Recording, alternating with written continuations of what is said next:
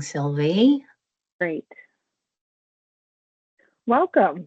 It's so good to see you all at our affiliate municipal application information session. We are going to be recording this, so if anyone registered and isn't able to join us, they'll get the recording and it'll be available to all of you as well.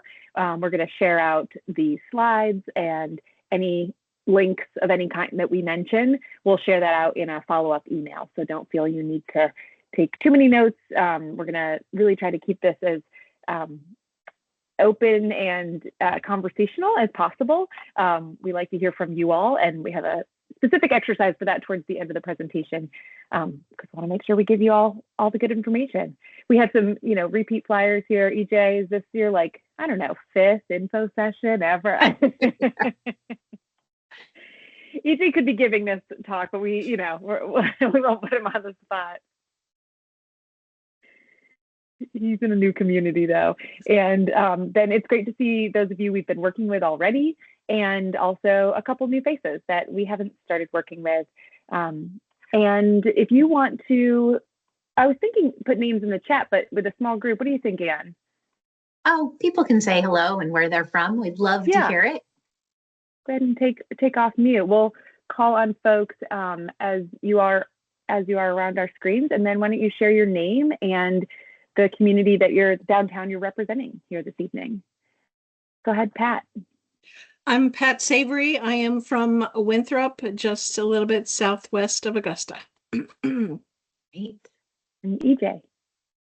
Good afternoon, everybody. My name is EJ Roach, and I am the Planning and Economic Development Manager for the town of Orono. Great. And Ashley? Hi, I'm Ashley Millett, and I'm the Community Development Director for the town of Bridgeton. Thanks.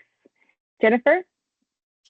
Hi, I'm Jennifer Bonig. I am the Events and Engagement Manager here at the City of Auburn. And Christina? I am the Vice President of the Yarmouth, Maine Chamber of Commerce on the board, and we also have a business that I work out of in Yarmouth. So I've been on the board for 3.5 years now, almost 4. Great. Great. And Tracy.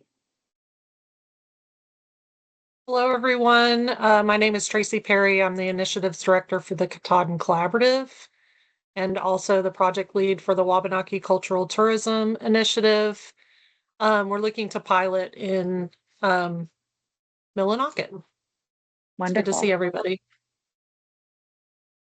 And we've got a couple folks who just joined on. We're just saying our names and the downtown community that you're representing or region. Alex. Hey everyone, I'm Alex Parr. I head up economic development in Lincoln County, Maine. Thanks Lots of towns. And Marshall. Hi everybody. I have a colleague on here, Christy Kelshaw. Maybe she already introduced the chamber, but I am board president of the Yarmouth Chamber of Commerce, so proudly representing Yarmouth, Maine today. Thanks, Marshall. Great. Did I miss anyone? Penny. Thank you. Yes, I'm Penny Prey, and I'm with the Winthrop Downtown Revitalization Committee in Winthrop, Maine. Wonderful. Super. Good representation here from Winthrop and Yarmouth. All right, now did I miss anyone? I think we got everybody. Okay. Otherwise, my name is Sylvie Piquet. I'm the program director with Maine Development Foundation and the Maine Downtown Center. And with me? Yep, Ann Ball, also here from Maine Development Foundation and program director at the Maine Downtown Center, along with Sylvie. And we're so glad to have great representation from around the state today to tell you a little bit about the affiliate program and the municipal program. Some of you are already municipal members, like Winthrop. I don't think, and Yarmouth. Yarmouth is also a municipal member. And I miss any others, Sylvie? Bridgeton, but I don't, Ashley's here from Bridgeton. Yeah, Ashley's here, and Bridgeton is a current municipal member. The affiliate program is a little bit more formal, if you will. And it's really the first step to become a Main Street. And we're going to tell you a little bit about it today, about the program, about the application process.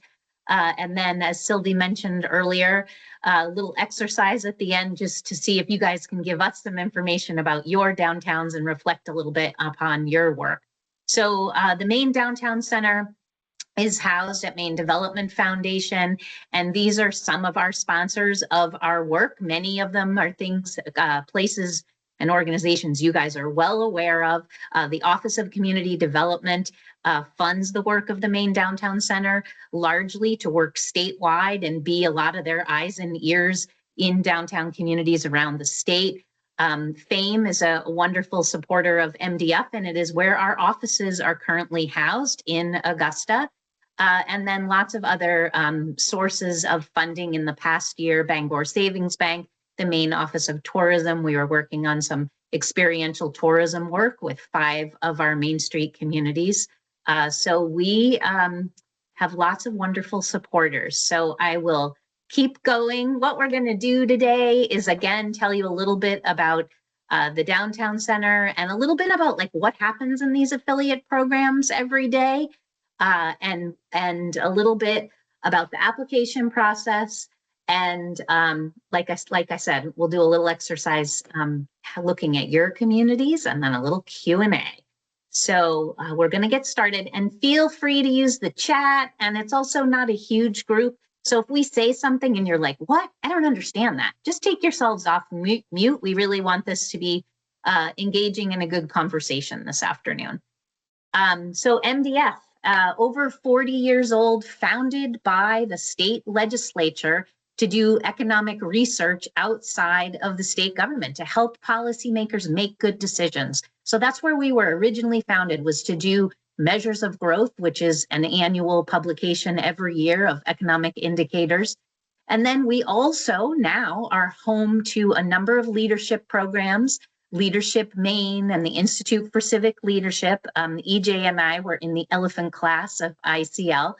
And then we train Policy Leaders Academy. It's going on right now. We had a bus tour that took the elected officials to Western Maine, to Skowhegan, actually, to really take a look at downtown revitalization, take a look at healthcare. They went to Maine General for a presentation. So we're constantly doing leadership programming, and then lots of programs and partnerships, sector-specific economic work. So that's where the Maine Downtown Center lives. C-Maine, which is our Seafood Economic Accelerator work, and For-Maine, which is our Forest Opportunity Roadmap. So we have a lot of different things going on, and we do that with an entire staff of, what is it, Sylvie, 13 at MDF right now, I think? Yeah.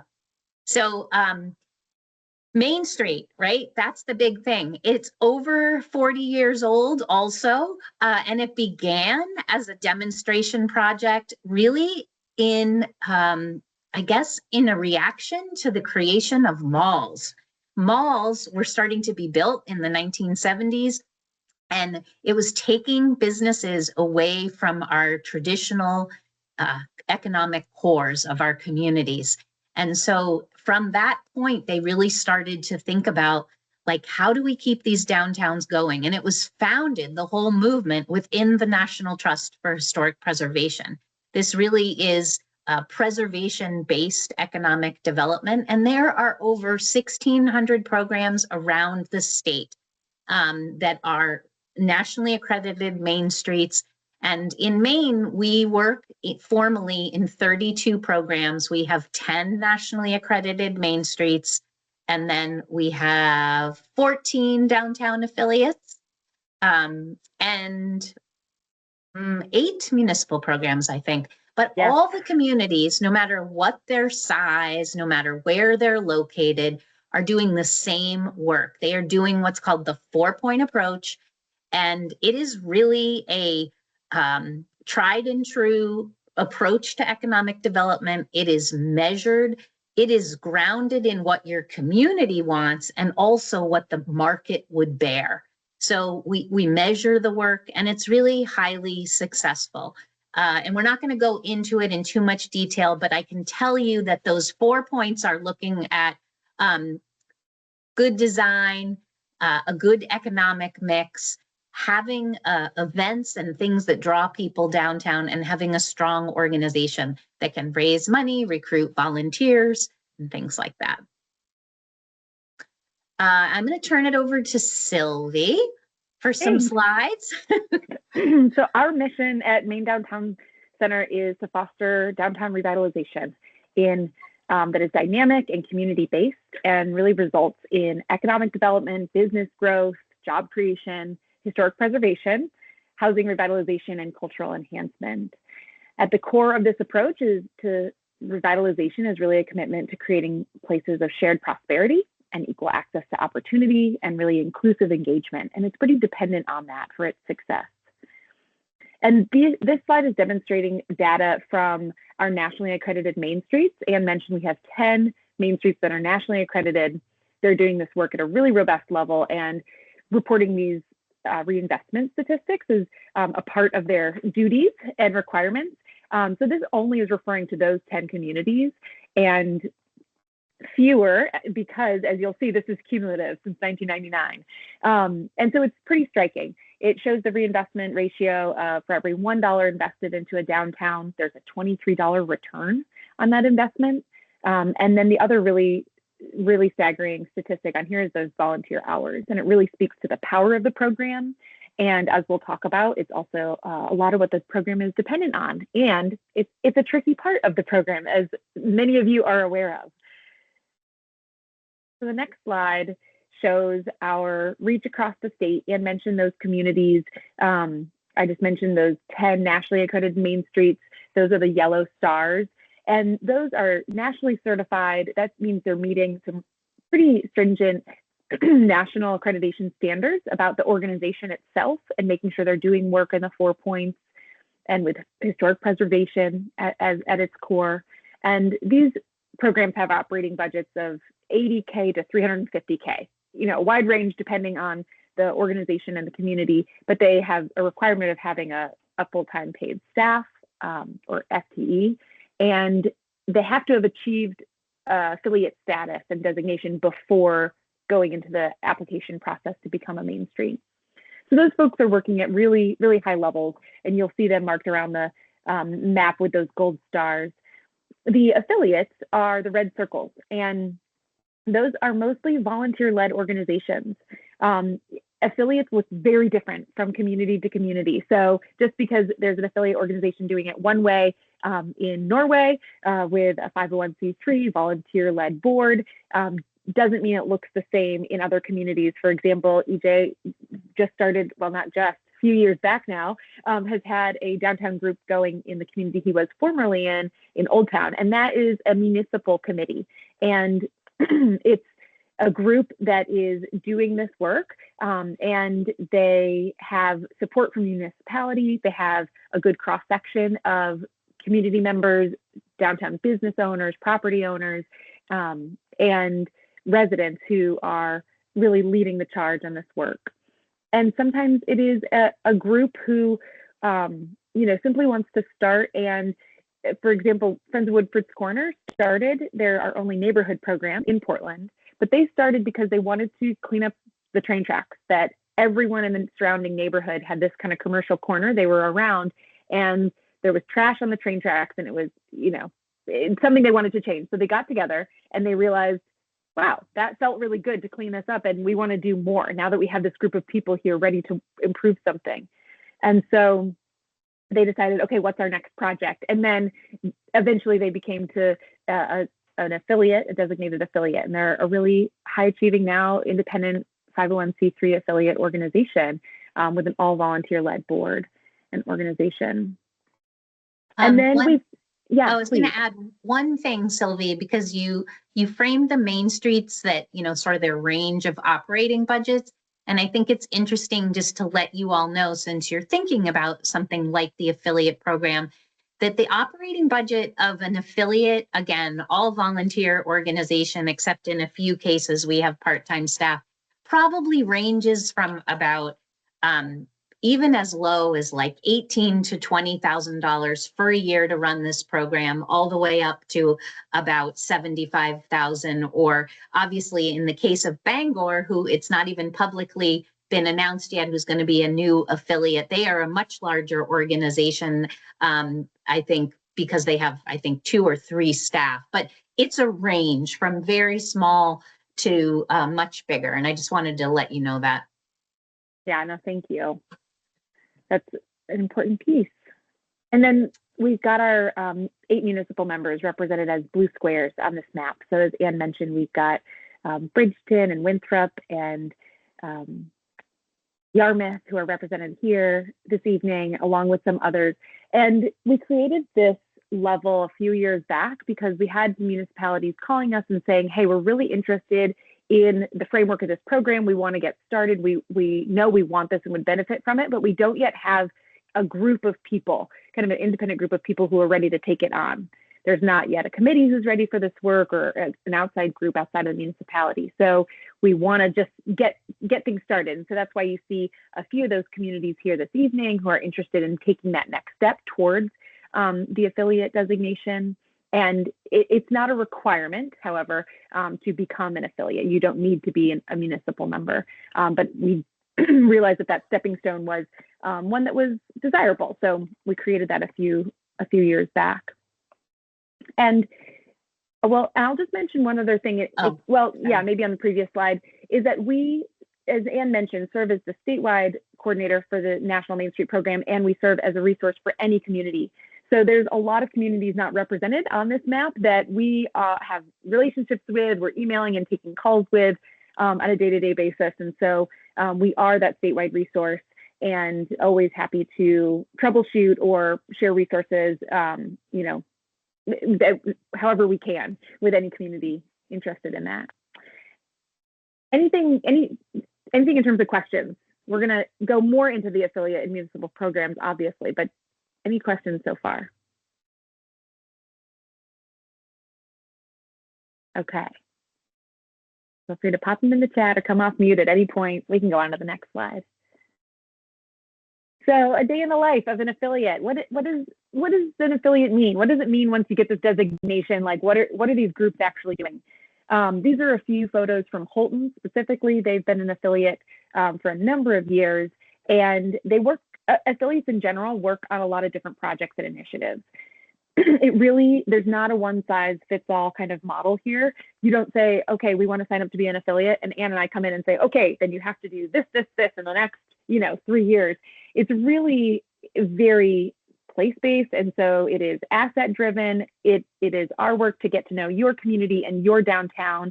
It's assets, it's challenges, just as much as for you to do the work. And it's really a collaborative exercise of us figuring it out together with that representative group of people. And so as I told you the story of the Friends of Woodford's Corner kind of train tracks cleanup and their evolution, Holton works on and does a refresh of a downtown business map.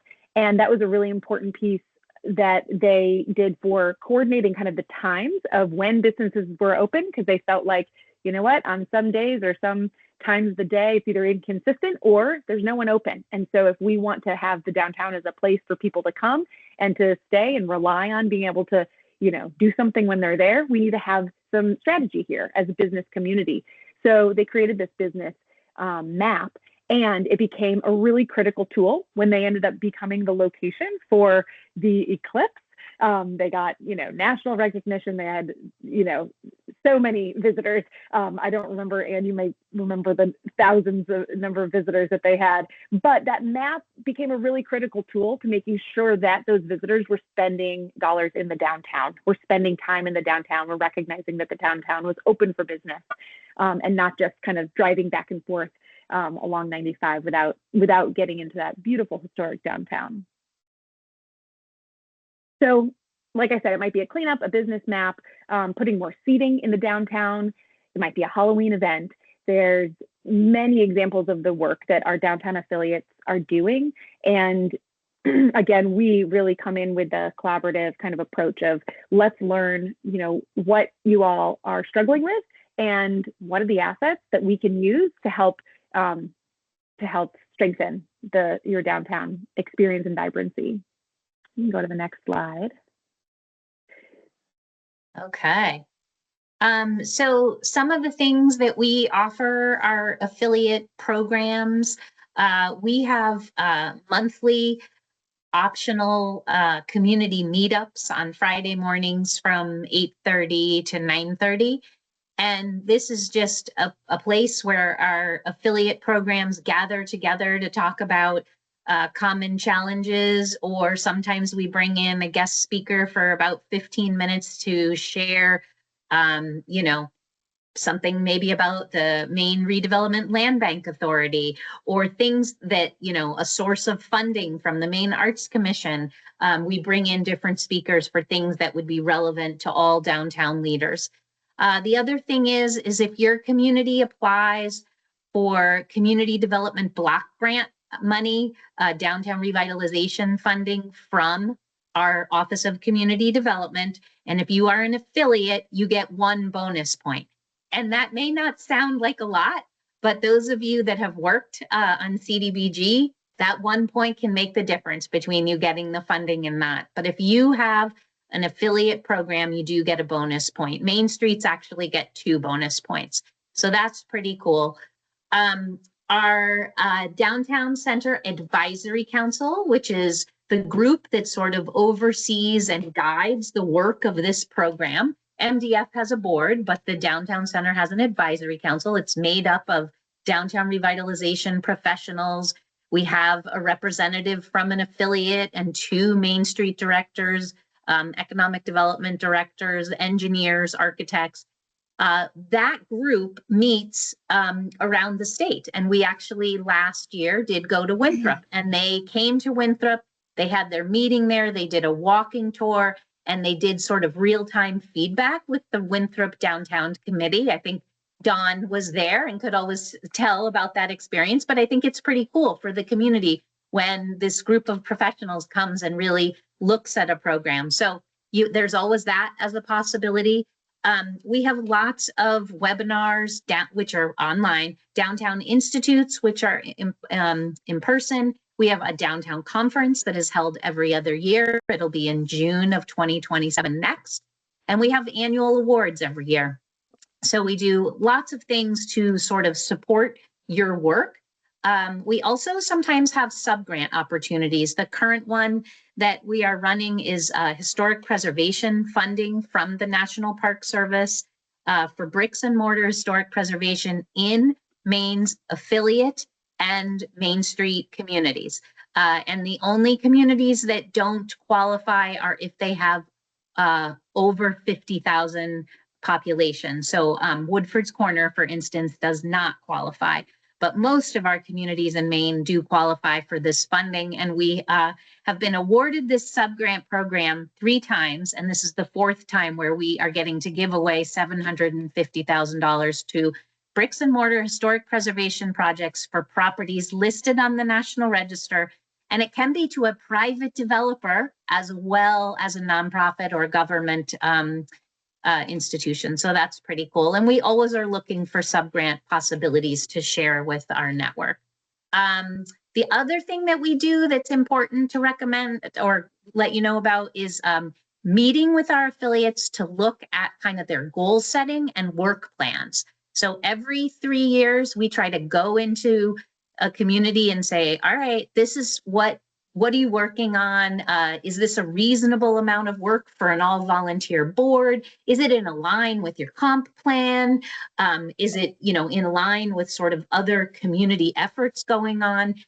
And then another thing that we do a lot of, and both EJ and Dawn have taken advantage of this, and I think Bridgeton also at one point, is writing letters of support. You may be applying for funding from any number of sources, and it may be for something in your downtown, and we are happy to write letters of support. We individualize them. Sylvie and I spend a lot of time on those letters, and I really believe they do have impact in you receiving funding. So that is always a wonderful benefit of being an affiliate. So, and then lastly, we're just always available for questions. I think Sylvie and I are the primary point people on answering questions. I would say, I believe that we are responsive and get back to you in a timely manner and really try to give you information that's going to help you, whether that is an example from another community in Maine or nationally, or if we don't know the answer, we try to find the person that can give you that information. So that's kind of what we do. Did I forget anything, Sylvie, for all we do with Jane's Walk is on here if you want to touch on that. Jane's Walk is a super fun, we are in our 5th year of doing this event in Maine. This is a celebrating Jane Jacobs, a fabulous, urbanist that really tried to talk about space and public space as being something that is for everyone. And she wrote a lot of books, and it is always the first Saturday in May. And we do this statewide event with our statewide partner, Maine Preservation, and then also Portland Downtown, Friends of Congress Square Park, City of Portland, and Greater Portland Landmarks. And last year, I think we had 80 walks all over the state on that day. And they're not necessarily like a history walk. They can be, but they can be crazy things. Like Westbrook did a walk on thrift stores. And then they also had an engineer talk about like something to do with like what's under the road, drainage and pipes. And it sounds crazy, but apparently it was a really good one. We try to divide ourselves and get all around to attend as many as we can, but it can be on anything. It can be on what was on this parking lot before this parking lot was here. There are lots of creative ideas and all the information is coming, but we love having our communities participate. It's an international event, takes place all over the world. So that's Jane's Walk. Let's see. As I said, you reach out to us with questions. We get all sorts of questions, and we have put up on the screen some of the typical questions, but really it's anything. And, many of you who know us have called us for questions or emailed us. So anything goes. How do you convince the municipality that they should support our downtown effort? That happens a lot. Let's see. What else, Sylvie? We do a lot. Any questions for us right this second? I think that creating samples or providing samples of whether it is organizational bylaws or an incentive program for another community, for a business to move in, like in the Main Street world, R&D is rip off and duplicate. So we want to be sharing. Our main streets are very sharing. Our affiliates are very sharing. And, EJ can speak to that. We're often calling on him to share. And I think he's been on the other end too. But any questions? Yeah, anything goes really as far as questions. And, we do have a chamber here. So one of the questions we get asked a lot is like, oh, can a chamber be a Main Street organization? Or how do chamber and downtown revitalization organizations work together? And we have spoken to the people in Yarmouth quite a lot about that possibility. And the answer is yes, and there's things to work out, but it is definitely a path forward. We're seeing statewide, as I'm sure you're acutely aware, that there are a number of chambers folding. And why is that? And what is the sort of differentiation between a downtown revitalization organization and a chamber? And how can they, work together, be one, or be two separate organizations that work together? It goes there's not one way to do it, I guess is the best way. We see it all different ways around the state. Okay, so this is an example of what we do with the data we collect. Our affiliates actually collect a couple pieces of data. They don't collect the full reinvestment data that our main streets collect. Our main streets are collecting things like how many rehabilitation projects were there downtown and what was the funding that was used to rehab that building? Was it public funding, private funding? and how many jobs did it create, and how many businesses were started, real economic data. The affiliates, because it's like the little sister or little brother program, are doing a few things. They are collecting how many volunteer hours. And it is one of the most powerful numbers. I'm sure you saw on Sylvie's slide, 376,000 volunteer hours have been collected from those 10 main streets over the 25 years of this program in Maine. I mean, it's a big public-private partnership between the volunteers in the community, the municipality funding it, and the businesses. And so the affiliates collect that data. They also tell us what they've been doing. Have they touched those 4 points? Have they been to a planning board meeting to pay attention to a new project happening downtown? Have they hosted an event that has drawn people downtown, and how many people did it bring in? So we do ask them about how they touch those 4 points, but they're not quite as granular as the main streets. But this this slide that's up is what we do with the Main Street data. We spit it back out in a nice graphic form so our main streets can go to their municipalities or to any other important funders of their work and say, this is our reinvestment data. This is our impact in this community and the things we've done over the last year. So that's what that slide is. Anything to add to that, Sylvie? No? Okay. No. All right. I'm going to turn it back to you. All right. So the first step, if some of you are coming to this, you've got a group and they're ready kind of to take on the affiliate application that next step, and we're going to dive into that next. But if you're thinking, okay, I'm either a municipal member and we're not sure how to get that group together, or you're an interested community and you're thinking, yeah, how does this happen? How does this group come together? Often it's around a specific issue. And so, I gave that kind of beautification project example from Woodford's Corner. Sometimes it's a cleanup. Sometimes there's a lot of empty storefronts, and it doesn't feel good. It's a little demoralizing to the community, to the downtown. It's hard to gain traction when all people see is empty storefronts and dark windows. So there's creative ways of doing window front displays. If you can get the property owners on board with that, involve the local schools and art classes. We've seen some beautiful examples of that to bring some vibrancy, to bring that indication of life to the downtown, and inevitably start getting people into those spaces. Could be a flower box program. It could be that there's a group identifying that, we need some more seating. There's just some kind of vacant outdoor space, but we have one proponent of placemaking. I would say the state expert, CJ Oppershauser, who's on our advisory council, and he is a big proponent of movable furniture as being like one of the critical pieces to in that design of the 4 points. Critical pieces to downtown revitalization, because you need a space for people to be able to come and gather and meet up, or talk at random. So it could be that you're just this group is going to just be putting in some chairs, and that's the project, is some outdoor movable furniture. But once you bring those people together and they see that success of a small project, a smaller initiative that hopefully doesn't require too much funding, then you have this group of people that are then talking about okay, we did this, what can we do next?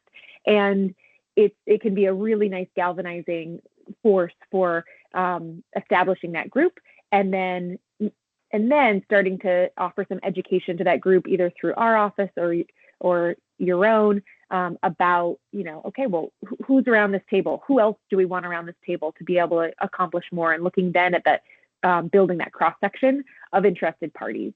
Those business owners, property owners, residents, and municipal representation as well. And that kind of being the magic recipe of ingredients for a successful downtown program. And it sometimes is a historic preservation crisis. Like, somebody says, we're going to take down this building, and the community comes together to rally around saving the building. It can also be a construction project. Hollowell was just starting their downtown project, and a major construction project was going through downtown Hollowell, and it basically shut the Main Street for so many months, and the community came together and they started a campaign called Down with the Crown, because that was what the construction was doing. It was lowering this crown on the middle of their main street. But what they did is they came together and they had obviously Down with the Crown sort of t-shirts, and they had art shows on all the construction fences, and they did a lot of things to come together, and that really spurred like pride and trying to take care of the businesses. So it can be lots of things. Sorry, Awesome. Sylvie, ready? No, thank you. I love that. Love that example. You can go to the next slide. There's Oh, EJ. yeah, EJ. Yeah, EJ's represented on this slide. This is at the downtown, or the Old Town, but downtown Old Town is their downtown group at their affiliate site visit. So how do you know when you're ready to start working on an affiliate application? Well, it means that you've got a group who's meeting regularly or plans to meet regularly, but even better if they already kind of have that traction and they're really ready to participate in Main Downtown Center programs. And that means, again, participating in some of the educational programs as well as the networking program. We find that the programs that are most successful are the ones who are able to show up and participate and engage in the network, because you learn so much from the challenges as well as the successes of other downtowns. And we are constantly linking up communities because maybe they're a similar size downtown, but more often it's that they're facing a similar issue. And we can say, well, you know what, they face this, and let's see how they did it. We often are saying, hey, to new affiliates or folks who are interested in an affiliate application, we want to connect you with this downtown and just go do a field trip, because being in a different downtown and seeing similarities, differences, getting energized and talking to the group that's doing the work can be a really important piece in kind of recognizing how your downtown fits into the kind of greater network. And then you want to make sure that there's some positive municipal participation, representation, that relationship is strong, and that the municipality and or the community are all ready to kind of get involved and ready for some education around it. The group does not have to be well-versed in the 4 points. You don't have to know all of that yet. We have an annual 4-point approach training. We'll give you that date at the end of this. And that's something that Anne and I and the Downtown Center, that's our role, is to help with that community education. We are always ready to come into a community who says, yeah, we're ready to take this next step and become an affiliate. Great. Can we have an informational session that's open to the community? And we give a presentation about, what this program means more generally. And then we start the dialogue and discussion around what folks are wanting out of their downtown and the direction that this group is able to go. And then from there, you would want to contact Anne or I. So after this, if you come away from this webinar thinking, okay, we are ready, we want to start this application, we'll give you the links. It's already up on our website. Many of you have probably already seen them. But we really want to know if you're saying we're going to start working on this application, because we want to be a part of it all along the way. We're a very collaborative organization. As we've said, we want to be there in the initial discussions so that we can understand what's the process you have in mind and what recommendations can we make in terms of your process for creating this application, because we don't want it to be just one voice. Our review team, which is made up by our advisory council members, a smaller group of them, they really want to see multiple voices represented across the application. They want to see folks and partnering organizations who not only have an understanding of the program, but a support and interest in participating. And we also would love to, along the way, read a draft of the application. We want to do everything we can to make sure that we're giving your community enough information and that we are making it a collaborative kind of application process, so that when you finally press submit on or by October 5th, that it's a application that we know is going to be successful, that we all know, us and the community know is going to be successful. We never want it to get in front of our review team and the chance be that they're going to say, no, this is never going to work. What were they thinking? So involve us from the early on, involve us from the beginning. That's typically what we ask. And you can go to the next slide. Here's the timeline We always have a fall kind of deadline for applications. So this year it's October 5th, 2026. And then we are actually just wrapping up our site visit from one of our 2 communities that were applicants this past year, Bangor and Lewiston.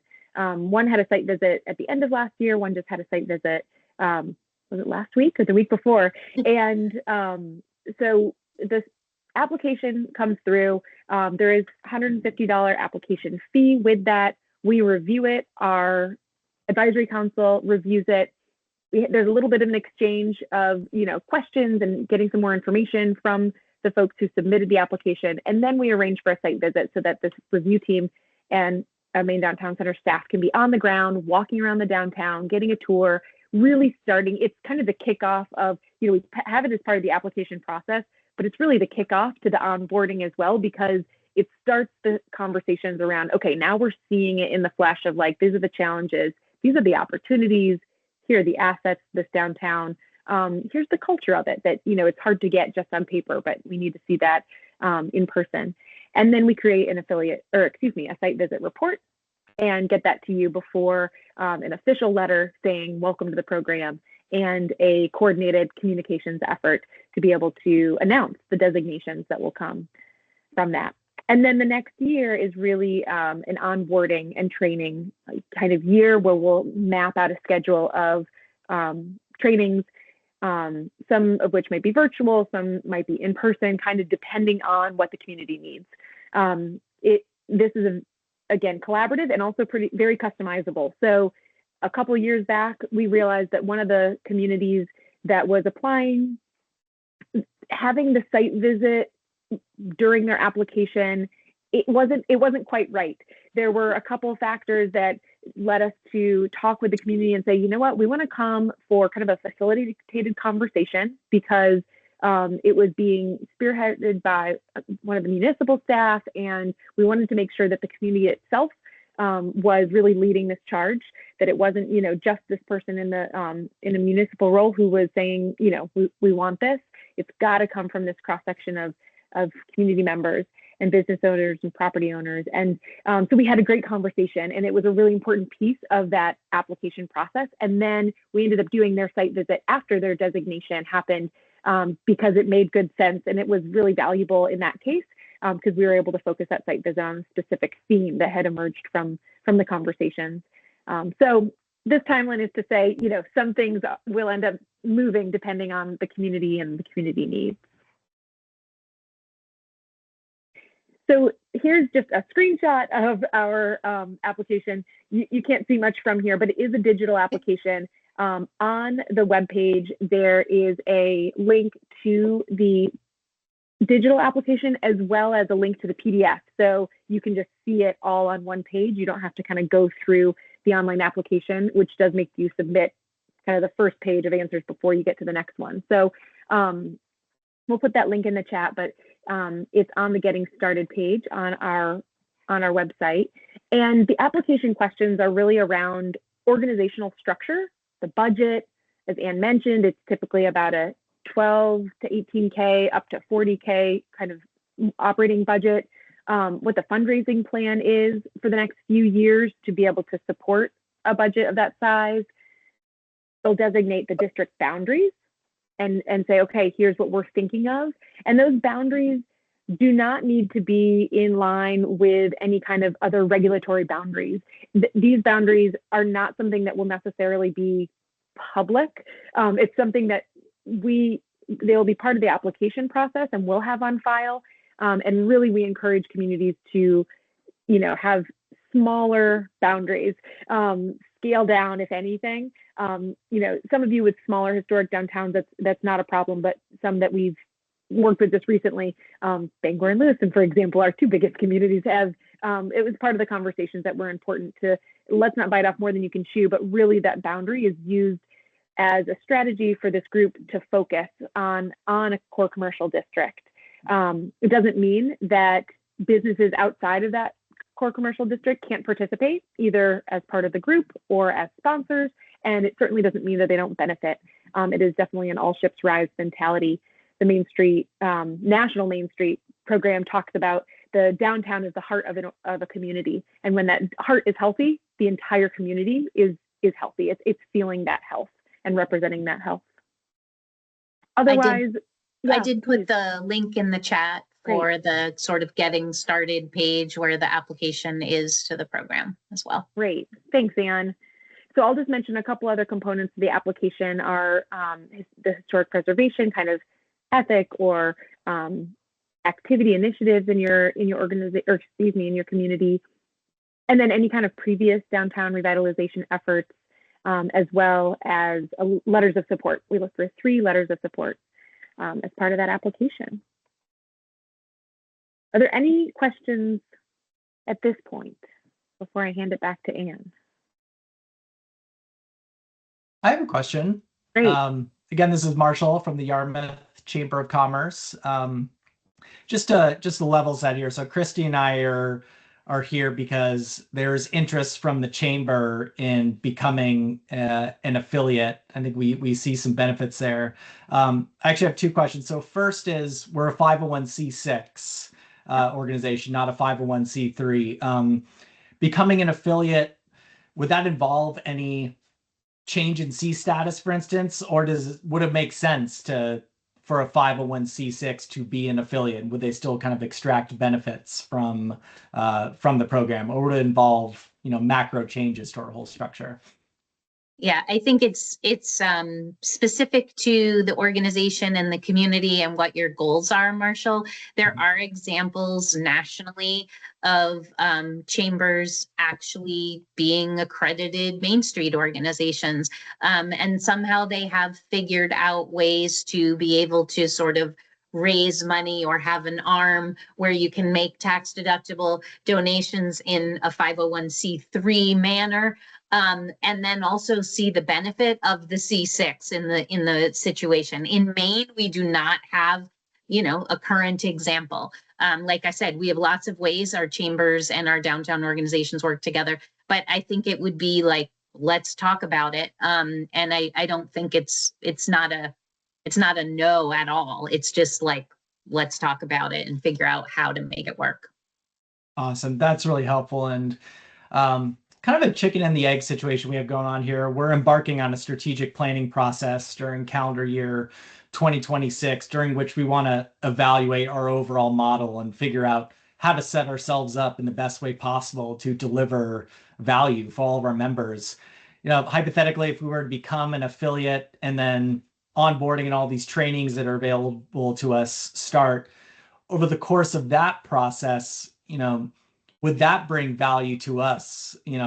That exercise in itself, the trainings, would we get good information to inform how we could set ourselves up for kind of long-term sustainability in the future? Or is strategic planning something we should really be doing beforehand and making that decision before getting into the affiliate program?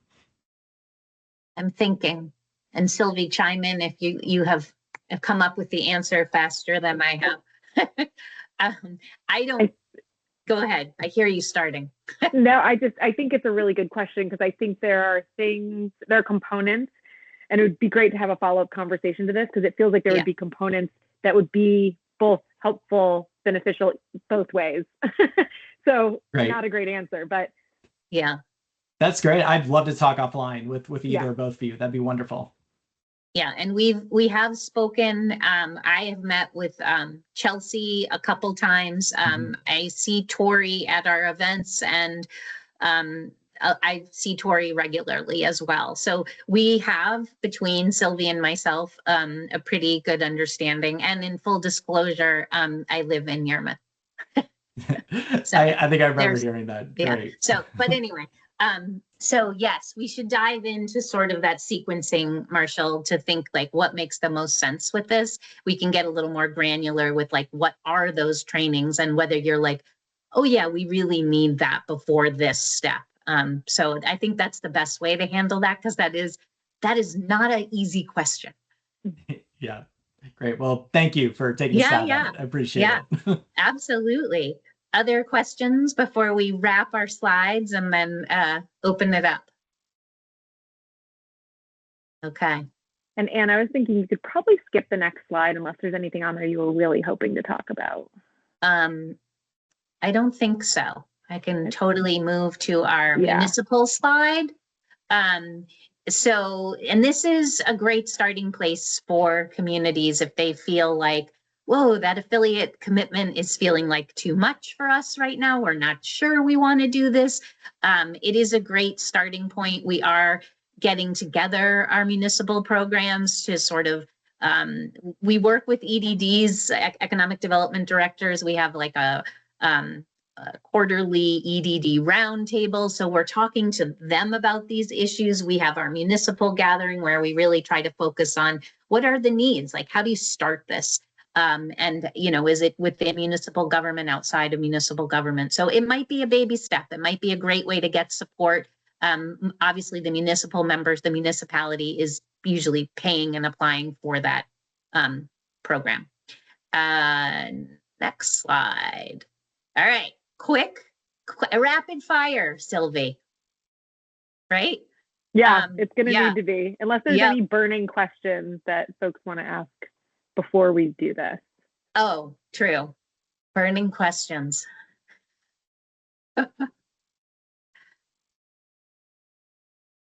Quiet group, that's okay.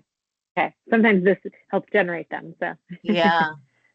Yeah, I mean, we'd love to just either have you throw things in the chat or take yourself off mute and just share a couple things about your community and what you think this work might do for your community, or what has it been doing so far, or, you know, open to anything.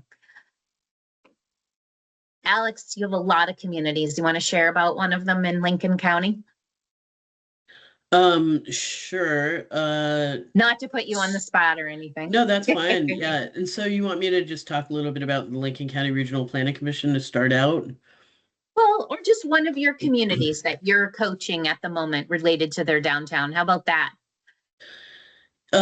Sure, yeah. I am working right now with RCAP Solutions on an economic development study and strategic plan for Booth Bay Harbor and Booth Bay. There you go. So those are coastal towns, very seasonal, and in particular, Booth Bay Harbor is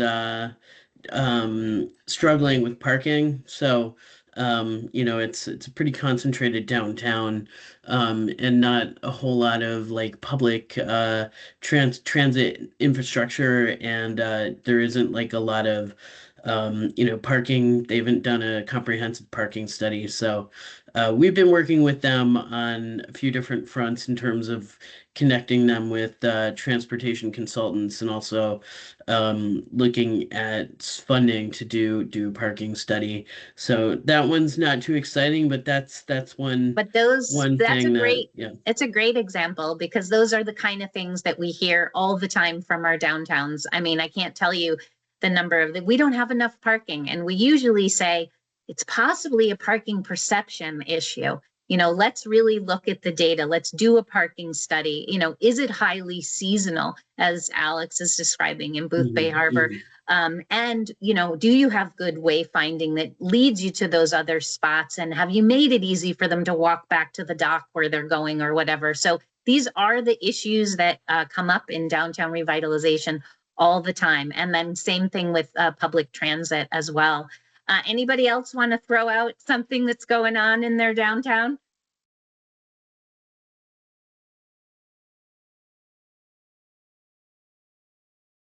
I'll hop Okay. in there. Yeah. I don't know if everyone's seen it, but the Moose Wings in Millinocket. So, yeah, I mean, I think there's some energy, and I just am trying to figure out how to harness that. We have a lot of things going on, and Northern Forest Center was in the area and did some work, and that building is completed. The building that burned down is being constructed, and it's actually like there, which is kind of cool. So really just kind of figuring out what the collaborative does, which we do a lot, and how we can, like I said, harness that energy to really kind of drive a a Main Street project. Great topics that Tracy brings up. A lot of communities have different groups that are working on different aspects of sort of community and economic development and downtown revitalization, and who's going to lead it and how do you figure that out? It's a really tough challenge of figuring out, like you said, Tracy used the word harness the energy, and how do you figure out to do that? No question about it. It's a challenge. The other thing you mentioned is a fire. We have, sadly, I mean, Gardner has had 2 major fires in the last year. Van Buren just had one in the last month. And this is something we also work with our communities on, like, what are they doing for recovery? Who owns the property? Who needs to take site control? And how do you figure out what's going to go in that space next, right? And, you know, Gardner ended up taking down one of the buildings and not redeveloping it. And then, unfortunately, another building next to where the fire was deemed, you know, that it wasn't safe. So they actually lost 2 buildings. So these are sad and hard issues for communities, and something we work a lot with, how to help communities get through these things. So great topics, although difficult. And I appreciate everyone sharing. I think do we have one more slide? We just have one more slide. We have our coming up. Yeah. Yeah. Coming up, Jane's Walk, as we mentioned. We always have our annual awards in September. They are fun and in a downtown. Alex came to our one this fall, which was in Bath, and our 4-point approach training.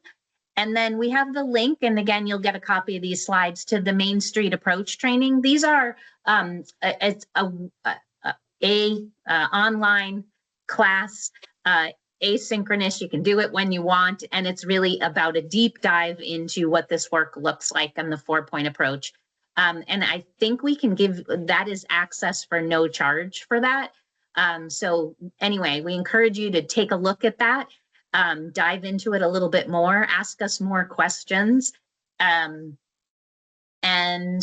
it's 4:59, and Sylvie and I like to end on time. So I know we rushed a little bit at the end. We are happy to stay here and answer questions one-on-one for any of you. But I believe, Sylvie, our official part of this session is over, correct? That's right. That's right. 5 o'clock. Thank you all so much for joining us. It was good to get to see your faces, and yeah, we hope to hear from you in one way or another. And I'm going to turn off the recording, but like